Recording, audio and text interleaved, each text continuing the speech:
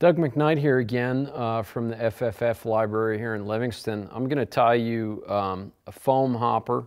It's called the Sweetgrass hopper.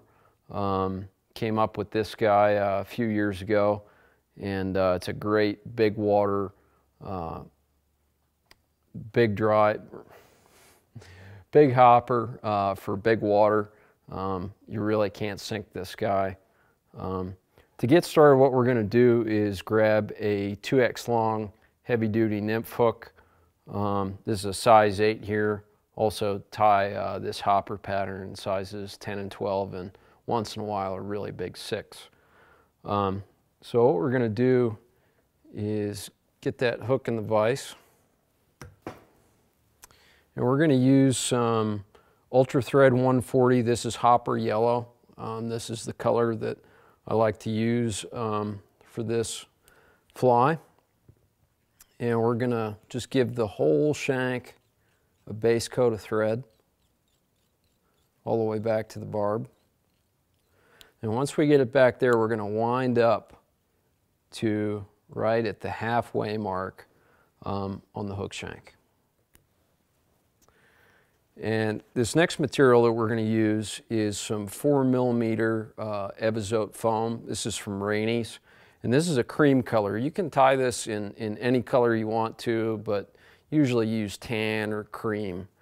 And what we're going to do is cut this foam maybe about 3/8 of an inch.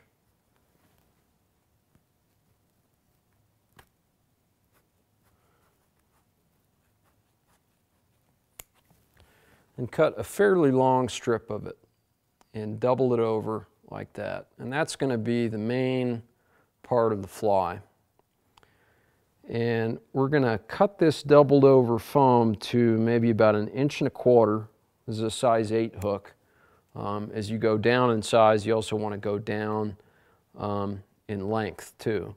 But say about maybe 1.25 inches. And where we're going to kind of position this to tie it in, we want this doubled over part to extend past the eye of the hook, maybe 1/8 of an inch or so. And once we got that measured, what we're going to do is take this doubled over foam and give the back end of it a little bit of a taper. Just cut a little bit off the sides.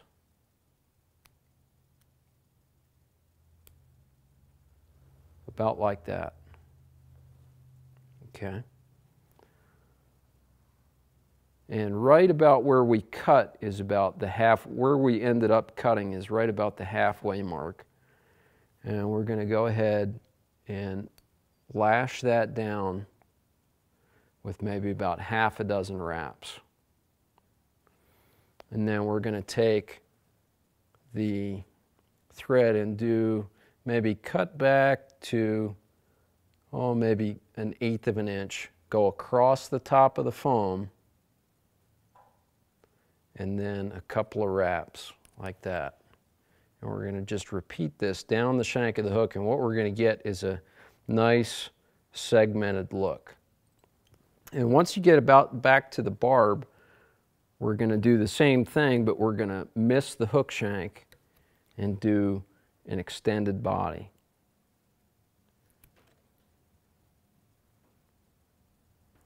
And as we get back to these further wraps, we're going to use more and more thread pressure, so the body kind of starts out fat, and as it tapers back to the end, gets quite a bit skinnier.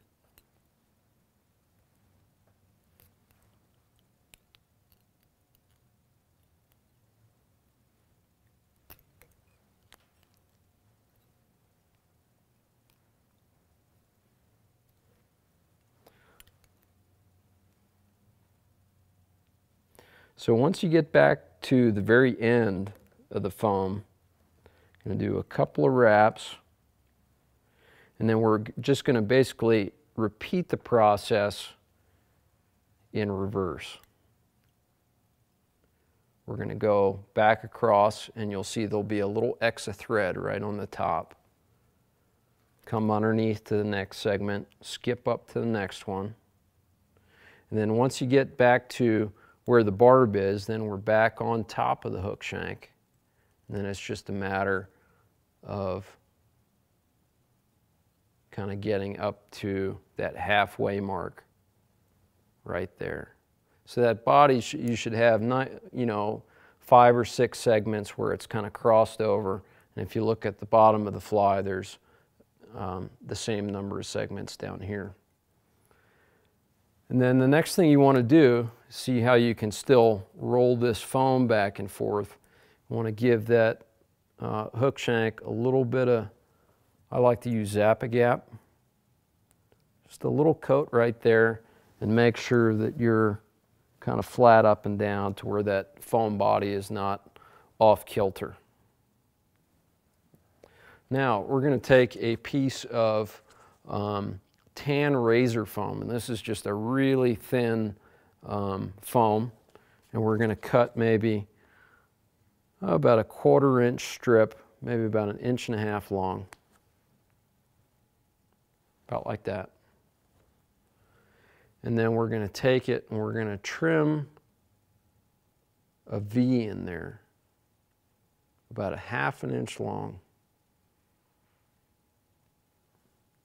So just like that. Then we're going to take this V, and this is going to be kind of the wing case to this hopper, and we're going to have it extending off the back of the abdomen a little ways. Tie that down like that. Now the next thing we're going to do is take some barred rubber legs, and we're going to make some knotted hopper legs. So just take 2 of them and put an overhand knot in them.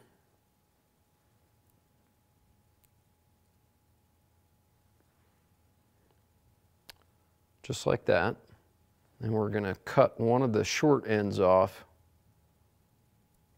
And you know, that's the leg part, and that's the fatter thigh part. And these get installed. I like to get the knot even with the end of the body, about like that. And you want to tie these in on the sides of the fly.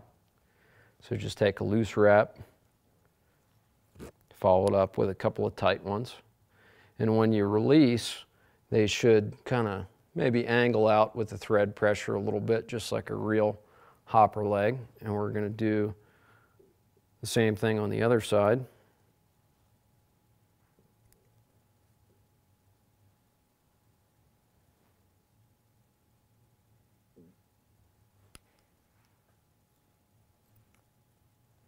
So when you get both of those tied on, they'll look just like that, or just like that from the rear of the fly. Now, I've got these excess rubber legs. I'm just going to trim them to the same length as the foam up front. And I'm going to trim out, you've got a total of 4 legs. I'm going to trim 2 of them out, just like that. Now I'm going to lift up this foam a little bit, and I'm going to move my thread up to right behind the eye of the hook. And I'm going to take this doubled over piece of real thick foam and tie that down, just with what I have left up there. And if you give that foam a bit of a squeeze and tighten down, that's a good way to do it. You want this part of the hopper right here a little bit thicker than this part of the hopper right here. So once you get that lash down, the next step is to take this excess razor foam, pull it forward, and with a wrap or 2, secure that. Now I'm going to take some near hair. This is basically just some tan antron yarn. And what I'm going to do is take a hunk of it here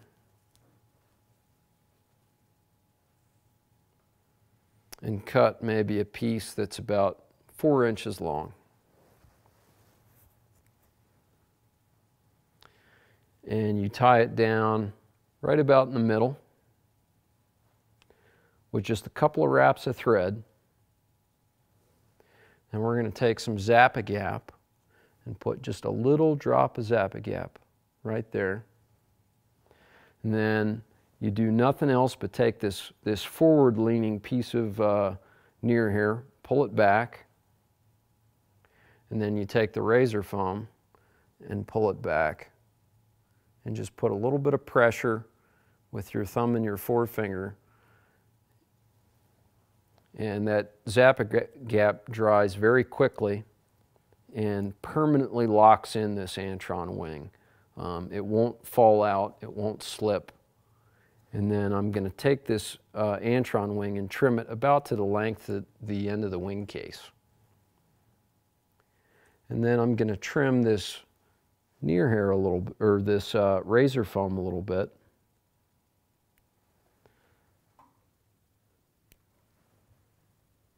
And you end up with a nice little kind of wing case there. Next, I'm going to take some more rubber legs and maybe trim those about 1 inch long, 2 of them. And these are the forward legs, and these get tied in on the sides just like the back legs, one on each side.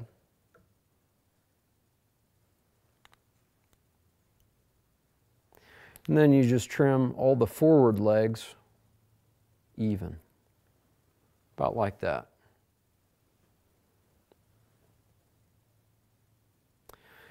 And that's pretty much it as far as the tying portion goes. From what I do from there is just give that fly a whip finish.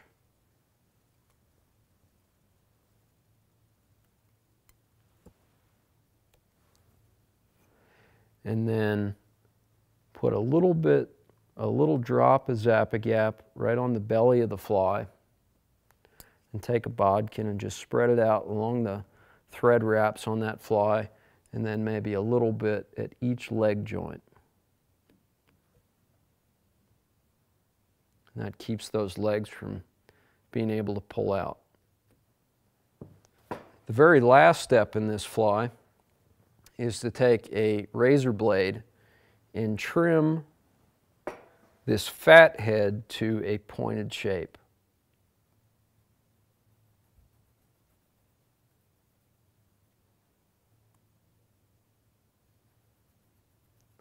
Just like a real hopper.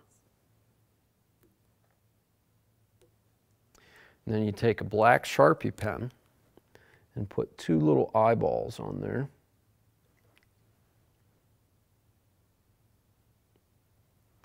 And one thing I also like to do is take a Sharpie marker, and like a red Sharpie marker, and hit the back part of these legs and make them red. Really makes for a really cool looking hopper. The fish love this thing. It will float to no end. It'll hold up a very heavy nymph. Give this hopper a try next time you're out trout fishing in the summertime.